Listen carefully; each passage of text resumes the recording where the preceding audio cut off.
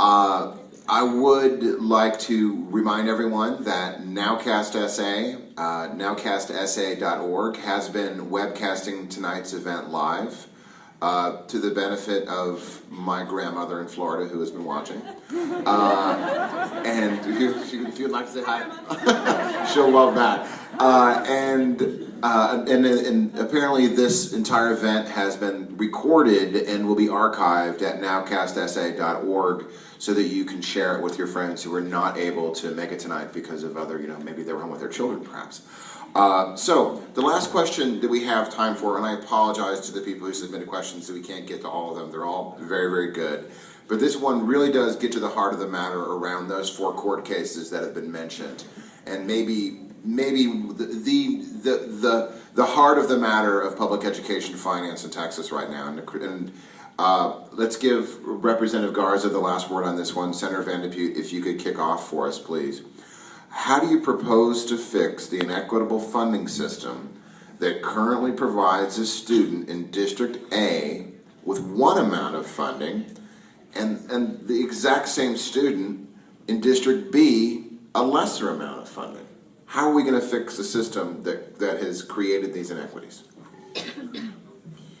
Every single school finance lawsuit that had been filed and won before dealt with equity. And that's what you're talking about, is equity. So it is the equity of student in District A versus the student in District B.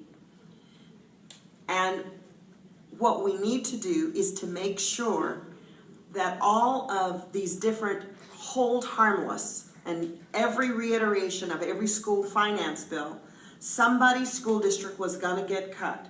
And so what the legislature did to get votes to pass a school funding plan is they created a hold harmless for that category of schools, whether it was declining enrollment rural schools, whether it was rooftop rich, what they call the Chapter 41 schools, whether it is not a fast-growing school, because we don't have as much for that, but all of these little places where transportation and all this, so we created a hold harmless.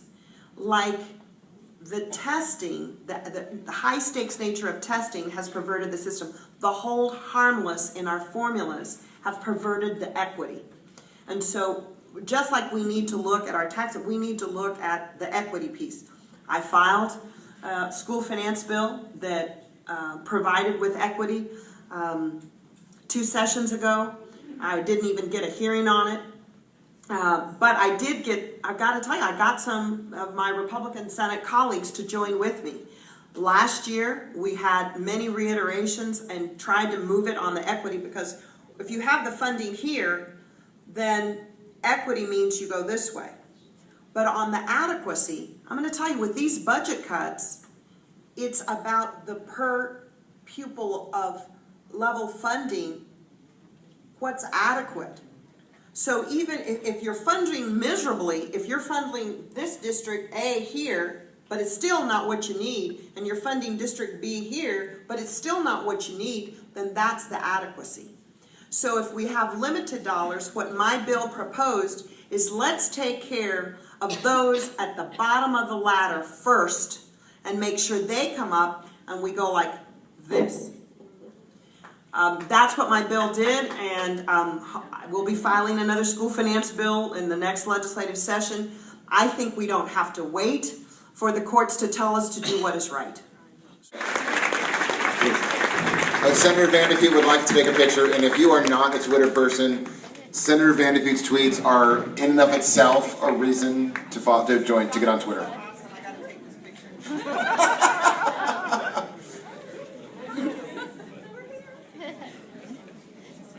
Got it, thank you. So change starts now. Tell your friends. Thank you so very much for coming.